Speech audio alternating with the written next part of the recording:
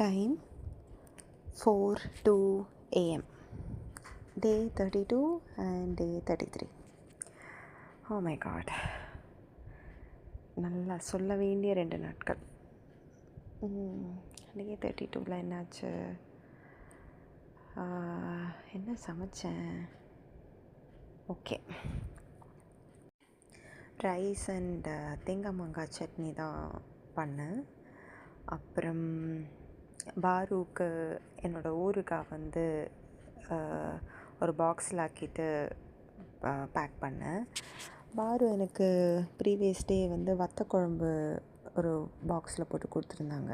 So அதை நான் மத்தியானம் சாப்பிட்டுட்டு அதே பாக்ஸில் கழுவிட்டு அவங்களுக்கு ஊறுகாய் ஆக்கிட்டு எடுத்துகிட்டு போனேன். ஃபஸ்ட்டு என்ன போட்டேன்? Jeans, blue jeans and baby pink crop top மாதிரி ஒன்று தான் போட்டேன். எனக்கும் அந்த ட்ரெஸ் ரொம்ப பிடிச்சதுனால காம்போவாக இருந்துச்சு. ஆஃபீஸ் போனேன், ஃபன்னாக இருந்துச்சு.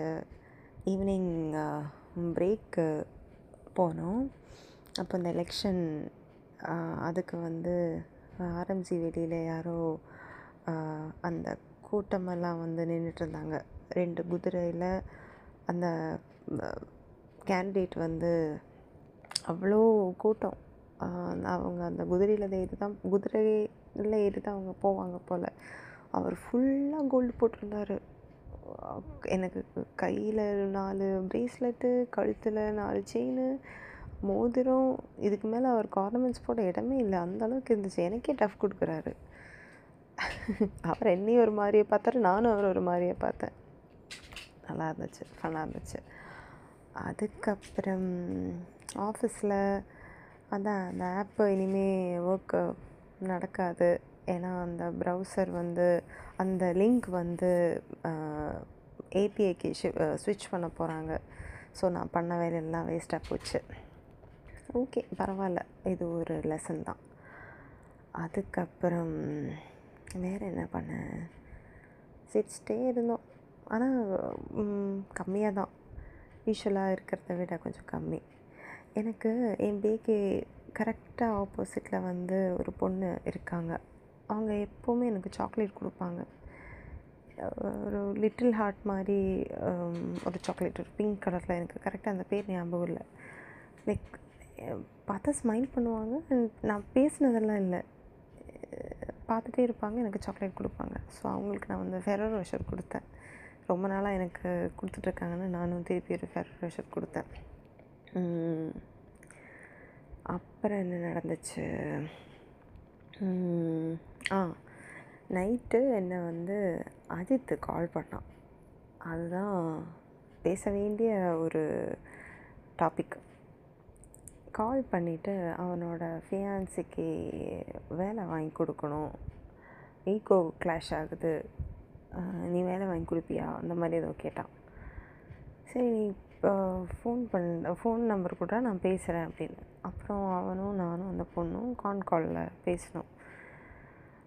அந்த பொண்ணுக்கு சுத்தமாக அந்த மேரேஜில் இன்ட்ரெஸ்ட் இல்லை. இத்தனைக்கும் மே 3 அவங்க 2 பேருக்கும் கல்யாணம். அதாவது அந்த பொண்ணு சொல்கிறா, இவன் ரொம்ப ரோல் பண்ணுற மாதிரி பேசுகிறான், பிடிக்கவே இல்லை, இந்த அவனையும் பிடிக்கல, அவன் எப்படியாவது போனால் போதும்னு இருக்குது, அந்த மாதிரிலாம் அந்த பொண்ணு பேசுகிறா. அப்போ நான் கேட்டேன், உங்களுக்கு வேலை வேணுமாம்மா, உங்களுக்கு வேறு வேலைக்கு போகணும் இன்ட்ரெஸ்ட் இருக்கான்னு கேட்டப்போ, இல்லை, இருக்கிற வேலையே அவங்க ஹாப்பி தான் அப்படின்றாங்க. அப்போ நான் அஜித்துக்கிட்ட கேட்டேன், அப்புறம் ஏன்டா நீ வேலைக்கு போகணுன்ற, எனக்கு புரியலை அப்படின்னு கேட்டதுக்கு, அவங்களுக்கு வந்து 20,000 தான் சேல்ரியாக, இவனுக்கு 1 lakh மேலே சேல்ரி வருது. ஸோ அவள் கொஞ்சம் இண்டிபெண்ட்டாக இருக்கணும் நினைக்கிறா அப்படின்னா. அதுக்கு எனக்கு புரியவே இல்லை. அவங்க இப்போவும் இண்டிபெண்ட்டாக தானே இருக்காங்க, 20,000 இண்டிபெண்டன்ஸி கிடைக்காதா? எனக்கு இப்போ சுத்தமாக புரியலை அப்படின்னு. அப்புறம் அவங்க வந்து அவன் ரொம்ப வேலைக்கு சொன்னதுக்கப்புறம் நான் சொன்னேன், இப்போது சென்னையில் நான் வேலை வாங்கினா கூட அவன் கேரளாவில் இருக்கான், அவங்க சென்னையில் எப்படி ஒன்றா வாழ முடியும்? அதெல்லாம் கஷ்டம். அப்புறம் வேலை வேணுங்கிறவங்க தான் வந்து பேசணும், நீ பேசினா அது எப்படி? அவங்களோட விருப்பம் தானே, வேலைக்கு போகணுமா வேணாமா, வேறு வேலைக்கு ஸ்விட்ச் பண்ணுமான்னு நீ சொல்லிவிட்டு அதில் என்ன யூஸு? நீ அவங்கள இண்டிபெண்ட்டாக இருக்க விடு, அவங்க டெசிஷன் எடுக்கட்டும், அவங்களுக்கு என்ன வேணும் அப்படின்னு எல்லாம் சொன்னேன். அப்புறம் அவன் வந்து நீ எவ்வளோ ஹார்ட் ஒர்க் பண்ணி உனக்கு வேலை கிடைச்சது அந்த மாதிரிலாம் பேசினேன். அப்போ நான் சொன்னேன், நான் ஹார்ட் ஒர்க் பண்ணால் அதுக்காக எல்லோரும் ஹார்ட் ஒர்க் பண்ணணுன்னு அவசியம் இருக்கா அப்படின்னு கேட்டேன். அப்புறம் தான் அந்த பொண்ணு சொல்லுது, ஏதோ ஒரு டைமில் அவங்க வந்து இவங்ககிட்ட ஹெல்ப் கேட்டிருக்கான் வேறு வேலைக்கு. அப்போ வந்து இவன் வந்து சொந்தமாக கண்டுபிடி, ஹார்ட் ஒர்க் பண்ணி கண்டுபிடி, அப்போ தான் அதுக்கு வேல்யூ இருக்கும் அந்த மாதிரி பேசியிருக்கான். அது கேட்டதுக்கப்புறம் அவளுக்கு அந்த பொண்ணுக்கு வந்து இவங்கிட்ட ஹெல்ப் கேட்கணுன்னே இல்லை, அந்த அளவுக்கு போயிடுச்சு. அப்போ இந்த பொண்ணை வந்து அவன் அழகாக இல்லை, நீ அழகாகவே இல்லை, இந்த மாதிரிலாம் பேசியிருக்கான். எனக்கு செம்ம ஷாக்கு. ஏன்னா அஜித் நான் ரொம்ப மெச்சூர்ட் பர்சன்னு நினச்சிட்டு இருந்தேன். இப்படி பேசுகிற அளவுக்கு அவன் மாறிட்டானான்னு எனக்கு தெரியல. இத்தனைக்கும் அவன் வந்து மெக்கானிக்கல் இன்ஜினியரிங் ப்ரொஃபஸராக வேலை செய்கிறான் கவர்மெண்ட் காலேஜில். எத்தனை பேரை ஹேண்டில் பண்ணுறான். கட்ட போகிற பொண்ணை வந்து அழகாக இல்லை, நல்லா இல்லை இப்படிலாம் சொன்னால் அவங்களுக்கு எப்படி அதை ஹேண்டில் பண்ண முடியும்? அப்புறம் சம்பாதிக்கிறது கம்மின்றான், என்னென்னமோ சொல்கிறான். எனக்கு சுத்தமாக புரியலை. அவனுக்கும் நல்லா அட்வைஸ் பண்ணேன் நான், இண்டிபெண்ட்டாக அவங்கள யோசிக்க விடு, நீ டிசிஷன் எடுக்காத அவங்களோட பிஹாஃபில். உனக்கு என்ன வேணும்னு நீ தான் டிசைட் பண்ணணும், அவங்களுக்கு என்ன வேணும்னு அவங்க தான் டிசைட் பண்ணணும்.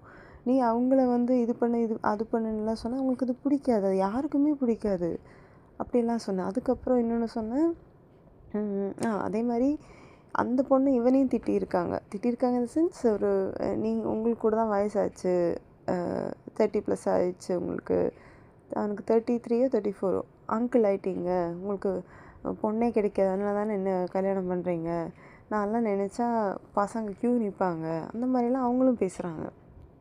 எனக்கு நானே சொல்லிட்டேன், கல்யாணம் இன்னும் ஆகலை, இப்போவே இவ்வளோ சண்டை போடுறீங்க, அது கல்யாணம் பண்ணதுக்கப்புறம் டிவோர்ஸ் பண்ணுற மாதிரி அந்த நிலைமைக்கு போகும். நல்லா யோசித்து 2 பேரோட பெர்ஸ்பெக்டிவ் ஓகேயா இருந்தால் மட்டும் கல்யாணம் பண்ணுங்கள் அப்படின்னு. அப்போ அந்த பொண்ணு சொல்லுது, எனக்கு பிடிக்கவே இல்லை, இந்த கல்யாணத்தில் எனக்கு இன்ட்ரெஸ்ட் இல்லை, வேலைக்கே போகாத, வீட்டில் பாத்திரம் கழுவிட்டுரு அப்படின்றான். சம்டைம்ஸு சம்மந்தமே இல்லாமல் பேசுகிறான். 2.5 வருஷம் ஆச்சு அவங்களுக்கு என்கேஜ்மெண்ட் முடிஞ்சு. வேணாம் அவ்வளோ சொல்லிட்டும் வற்புறுத்தி கல்யாணம் பண்ணுறாங்க, அந்த மாதிரிலாம் பேசினான். எனக்கு என்ன பண்ணுறது தெரியல. அப்புறம் நான் இன்னொன்று சொன்னேன், அந்த பொண்ணு பேர் விருந்தா, உங்களுக்கு உண்மையிலே வேறு வேலை வேணும்னா உங்களுக்கு கம்ஃபர்டபுளாக இருந்தால் என்கிட்ட கேளுங்க, என்னால் முடிஞ்ச ஹெல்ப் நான் பண்ணுறேன். அப்புறம் அஜித்து, நீ பண்ணதெல்லாம் தப்பு, ஒழுங்காக சாரி சொல்லிவிடு, நீங்கள் ஃபிக்ஸ் பண்ணிக்கோங்க. அண்டு ஹஸ்பண்ட் ஒய்ஃப்குள்ளே என்ன பிரச்சனை இருந்தாலும் 3rd பர்சன் இன்வால்வ் ஆகக்கூடாது, அது நல்லதுக்கு இல்லை. இன்க்ளூடிங் உங்கள் மாமனாரோ மாமியாரோ இல்லை ஃப்ரெண்ட்ஸோ யாருமே இன்க்ளூட் ஆகக்கூடாது. உங்கள் 2 பேர் பிரச்சனை நீங்கள் 2 பேர் தான் சால்வ் பண்ணணும். இவன் என்கிட்ட சொல்கிறது கூட தப்பு தான், இதெல்லாம் எனக்கு தெரியணும்னு ஏன் இருக்குது, அந்த மாதிரிலாம் நான் பேசினேன். அதுக்கப்புறம் அந்த பொண்ணு கட் பண்ணிட்டு போயிட்டா. அப்புறம் அவன் வந்து அவன் கல்யாணத்துக்கு 18,000 ரூபாய்க்கு அவன் தான் கல்யாண சாரி வாங்கி கொடுத்தானா. ரீசெண்டாக தான் அவன் ஜாக்கெட்டு தைக்கிறதுக்கு 5,000 கொடுத்தானா, இந்த மாதிரிலாம் பேசினான். அப்போ நான் சொன்னேன், இதெல்லாம் வந்து தெரிஞ்சு தானே பண்ணுற, உனக்கு காசு இருக்குது, உன் வரப்போகிற பொண்டாட்டி, நீ தான் அதை பார்த்துக்கணும், ரெஸ்பான்சிபிளாக இருக்கணும். உனக்கு அதில் ஒரு கான்ட்ரிபியூஷன் பண்ண விருப்பம் இல்லையா, பேக் ஆஃப் பண்ணிவிடு. உன்னோட பெர்ஸ்பெக்டிவில் அக்செப்ட் பண்ணுற ஒரு பொண்ணு இருந்தால் அவங்கள கல்யாணம் பண்ணிக்கோ. உன் பெர்ஸ்பெக்டிவில் மற்றவங்க வாழணும்னு நீ நினச்சா அப்புறம் அது நடக்காது. இதுக்கு மேலே எனக்கு சொல்ல எதுவும் இல்லை. இனிமேல் இந்த மாதிரி அட்வைஸ்க்கெல்லாம் எனக்கு கால் பண்ணாதீங்க. உங்களுக்கு ஹெல்ப் வேணும்னா நான் பண்ணுறேன், பட் அது அவன் என்ன கால் பண்ணணும், நீ அவங்க பிஹாஃபில் கால் பண்ணிட்டு அது வேஸ்ட்டு அப்படிலாம் சொன்னேன். ஐயோ, அதுலேயே எனக்கு டென்ஷன் ஆகிடுச்சு. ஆல்ரெடி டயர்டாக தான் இருந்தேன். இது பேசி இது கிட்டத்தட்ட ஒரு 1.5 hour பேசியிருப்பேன் நான். இவங்க 2 பேரையும் மேய்க்கிறதுக்கே எனக்கு ஒரு மாதிரி ஆயிடுச்சு. அதுக்கப்புறம் என்னாச்சு, அருண் கால் பண்ணியிருந்தான். எனக்கு செம்ம பசி நைட்டு. அப்புறம் நானும் அருணும் வெளியே போகலான்னு இருந்தோம். இதுக்கு இடையில் ஒரு சம்பவம் நடந்துச்சு. எனக்கு தானே இன்ஸ்டாகிராமில் மெசேஜ் அனுப்பியிருந்தாங்க வாய்ஸு. அவங்களுக்கு நான் வாய்ஸில் ரெஸ்பான்ஸ் பண்ணிகிட்டு இருந்தேன். கீழே மூனி வந்து கத்திகிட்டு இருக்கான்னா அவனுக்கு சாப்பாடு வச்சுட்டு மேலே வந்தேன். மேலே வந்து நான் வந்து டோரு மூடலை, கிரில் டோரும் ஓப்பனில் தான் இருந்துச்சு. ஆனால் கேர்டன் மட்டும் போட்டிருந்தேன். பேசிகிட்டு இருக்கும்போது எனக்கு திடீர்னு ஒரு பெல் சவுண்டு கேட்டுச்சு. ஏன்னா வீட்டுக்கு வெளியே பெல் வச்சுருக்கேன். யாராவது அந்த வழியாக பாஸ் பண்ணி போனால் பெல்லு அடிக்கும். என்னடா பெல் அடிக்கிற சவுண்டுன்னு திரும்பி பார்த்தா யாரோ ஓடுற மாதிரி எனக்கு தோணுச்சு. சரின்னு கேமரா பார்த்தா ஏதோ ஒரு பையன் ரொம்ப நேரமாக என்னோடய கான்வர்சேஷன் கேட்டுட்ருக்காங்க. ஒட்டு கேட்டு ஸ்டெப்ஸில் ஒட்டு கேட்டுட்டு திடீர்னு வந்துட்டு கிரில் டோரு வரைக்கும் வந்து கர்ட்டனை தள்ளி நான் என்ன பண்ணுறேன்னு பார்த்து எட்டி பார்த்துட்டு நான் மூமெண்ட் பண்ணுறேன்னு தெரிஞ்சு திடீர்னு கீழே ஓடி போயிட்டான். எனக்கு செம்ம டென்ஷன் ஆகிடுச்சு. நான் எப்போவுமே டோரு மூட மாட்டேன். சரி நம்ம வீட்டுக்கு யார் வருவா அந்த மாதிரி தான் இருப்பேன். ஆனால் நேற்று செம்ம பயம் வந்துருச்சு. நான் சீக்கிரமாக டோரெல்லாம் மெயின் டோரும் கிரில் டோர் எல்லாமே மூடிட்டேன். ஃபோன் எல்லாம் உள்ளே இருக்கட்டும், வர பொண்ணு வரட்டும் அப்படிலாம் சொல்லி உள்ளே இருந்துட்டேன். அவனை யாருன்னே கண்டுபிடிக்க முடியல. பக்கத்து வீடு மாதிரி அந்த பையனை நான் பார்த்ததே இல்லை. பக்கத்து வீட்டில் யாரும் இந்த சைடு வரமாட்டாங்க, நானும் யார்கிட்டையும் பேசவும் மாட்டேன். அது கொஞ்சம் ரொம்ப டென்ஷன் ஆகிடுச்சு. அப்புறம் அருண் வந்ததும் அருண்கிட்ட இந்த விஷயம் சொன்னேன். அப்புறம் பசிக்குதுன்னு எப்போவுமே கீ வீட்டில் தான் வச்சுட்டு போவேன் வெளியே, பட் இந்த தடவை நான் கையிலே எடுத்துகிட்டு போனேன். அப்புறம் காரில் நானும் அருணும் கொஞ்சம் தூரம் போனோம். டீ டாக்கீஸ் போயிட்டு நான் வந்து ஒரு கோல்ட் காஃபியும் ஃப்ரெஞ்ச் ஃப்ரைஸும் சாப்பிட்டப்போ தான் கொஞ்சம் வயிறு சரியாயிடுச்சு, பசி கொஞ்சம் ஆறிச்சு. அதுக்கப்புறம் என்ன பண்ணேன், நானும் அருவும் கொஞ்சம் நேரம் பேசினோம். அவன் கதையை சொல்லிகிட்டு இருந்தான், ஃபேமிலி எல்லாமே. எனக்கு செம்ம டயர்டு, செம்ம தூக்கம் வேறு. கார்லேயே கொஞ்ச நேரம் தூங்கிட்டான். அவன் என்னை எழுப்பிட்டான், அதுவும் பயமுறுத்தி எழுப்பிட்டான். எனக்கு பிடிக்கவே இல்லை. நான் வந்து இனிமேல் இப்படிலாம் பேசணும், நான் வரமாட்டேன். அவ்வளோ டயர்டில் நான் தெரியாமல் கண்ணை மூடிட்டேன். பயமுறுத்தி எழுதாமல் கொஞ்சம் ஹசி அப்படின்னு சொல்லி எழுப்பினா கூட நான் எந்திரிச்சிருப்பேன். பயமுறுத்தி எழுந்திரிச்சினா எனக்கு பிடிக்கல. அப்புறம் திரும்ப வீட்டுக்கே வந்துட்டேன். வீட்டுக்கு வந்து தூங்கி ஒரு 1:30 ஆயிடுச்சு எந்திரிக்க. அவ்வளோ டயர்டு. என்னமோ தெரியல, இப்போ ஒரு 2 வீக்ஸாக ரொம்ப டயர்டாக இருக்குது. வெளிலேருந்து எந்திரிக்கவே எனக்கு முடியல அந்தளவுக்கு. கொஞ்சம் ரைஸ் இருந்துச்சு, அதனால் அதை கஞ்சியாக்கி குடிச்சிட்டேன். ஸ்பெசிஃபிக்காக எதுவும் சமைக்கலை. நான் என்ன நினச்சேன்னா, நைட்டு பாஷா போகலாம், தனியாக தான் போக பிளானு. என்னமோ எனக்கு பாஷா ஃபுல்லாக நான் எக்ஸ்ப்ளோர் பண்ணலை, அந்த மாதிரி ஒரு ஃபீலிங் இருந்துச்சு. எந்த தைரியத்தில் நான் தனியாக ரெஸ்டோ பார் போகிறேன்னு எனக்கும் தெரியல. ஆனால் நான் குடிக்க எனக்கு இன்ட்ரெஸ்ட் இல்லை. குடிக்காமல் இருக்கணும்னு தான் நான் போனேன். போயிட்டு ரெட் புல் வாங்கலான்னு தான் பிளானு. அப்புறம் ஈவினிங் வந்து மத்தியானம் வந்து என்னாச்சு, பிரதீப் வந்திருந்தான். அந்த ஸ்நாக்ஸ் எல்லாம் வாங்கிட்டு வந்தான். நான் வந்து த்ரெட்டிங் பண்ணிவிட்டு அப்புறம் கொஞ்ச நேரம் நாங்கள் மேட்ச் பார்த்துட்டு எனக்கு செம்ம டயர்ட், நான் தூங்கிட்டு அப்புறம் கிளம்பிட்டேன். நானும் குளிச்சுட்டு கோயிலுக்கு போயிட்டேன். எனக்கு என்னமோ தெரியல, ரொம்ப நாளாக பிரத்திங்கரா தேவி கோயில் போகாமல் ஒரு மாதிரியாக இருந்துச்சு. ஸோ கோவில் போயிட்டேன். கோயிலில் அவங்களும் கேட்டாங்க, என்ன மேம் வர்றதே இல்லை இப்போல்லாம் அப்படின்னு. தெரியலை, டைம் கிடைக்கல, வரல அப்படின்ட்டேன். அதுக்கப்புறம் சரி, இதுக்கிட்டையில் எனக்கு மீஷோ டெலிவரிஸ் நிறைய வந்துச்சு. நான் ஆசைப்பட்ட கம்மல்லாம் கிடச்சிது. ஸோ காதில் ஃபுல்லாக சேஞ்ச் பண்ணிவிட்டு ஒரு மேக் ஓவர் பண்ணிட்டேன். நல்லா ஹேங்கிங் நல்லா கம்மல் செட் ஆகிடுச்சு 2 இயர்ஸுக்கும். 14 ஸ்டட்ஸு பக்காவாக இருக்குது. அதெல்லாம் போட்டு அதுக்கப்புறம் என்ன பண்ணேன், ரெடி ஆகிட்டு பாஷா போகலான்னு கேப் புக் பண்ணேன். எந்த கேபும் அக்செப்ட் பண்ணிட்டு வரவே மாட்டாங்கிறாங்க. எனக்கு செம்ம டென்ஷன் ஆகிடுச்சு. ரொம்ப நேரமாக வெயிட் பண்ணிகிட்டு இருந்தேன். அப்புறம் ஒரு 9-10க்கு தான் கேபு கிடச்சிது.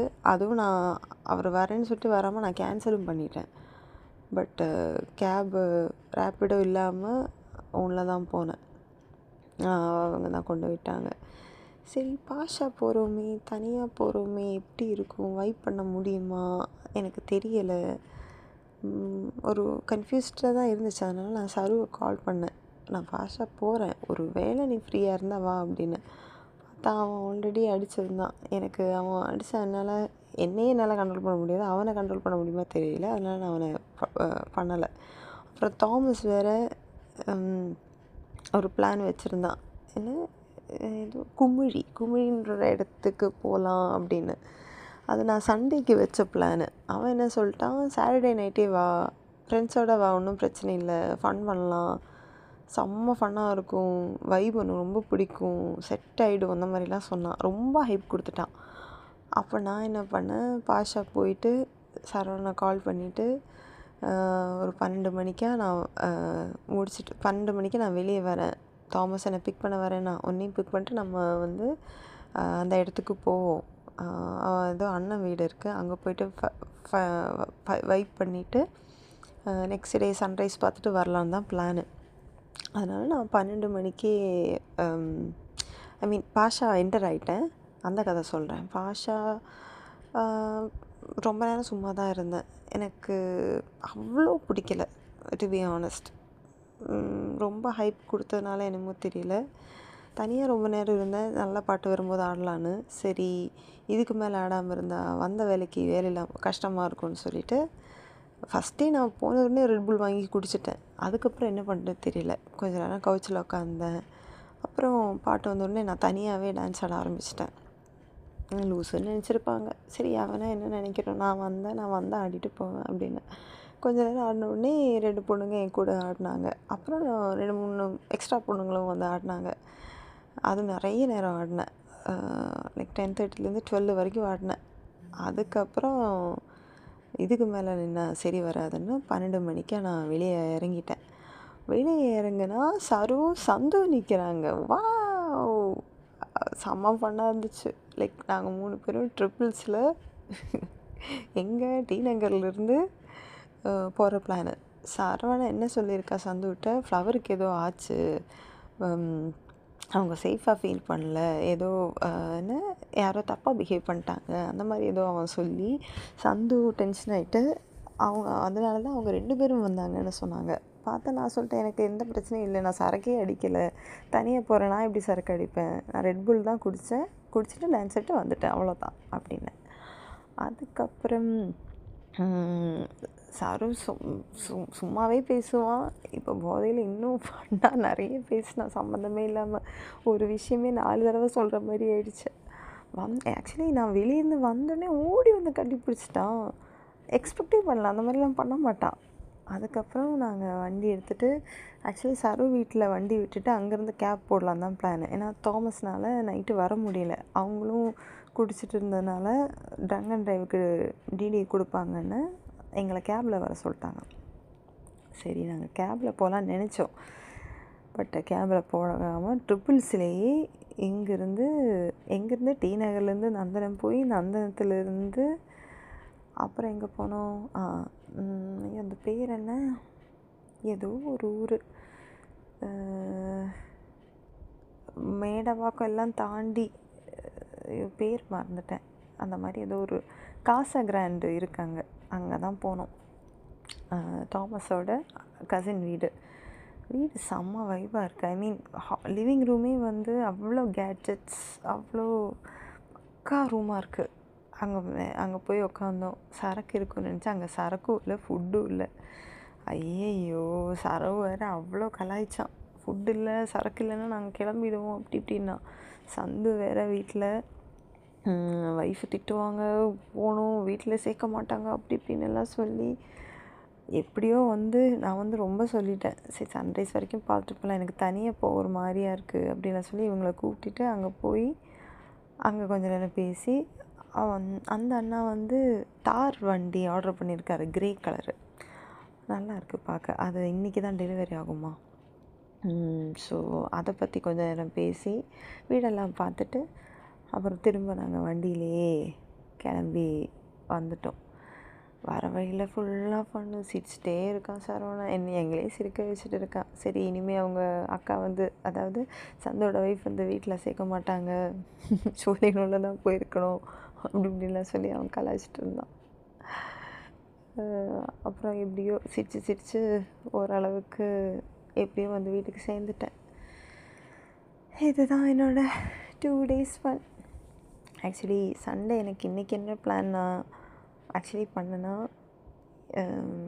அந்த தாமஸ் சொன்ன இடத்துக்கு போகணுன்னு நினச்சேன். ஆனால் இப்போ ரொம்ப ஹீட்டாக இருக்கும், அவ்வளோலாம் நல்லா இருக்காதுன்னு அவனே சொல்கிறான். அதான் டபுள் மைண்டடாக இருக்குது, போகணுமா வேணுமான்னு. அவ்வளோதான். டே டன்.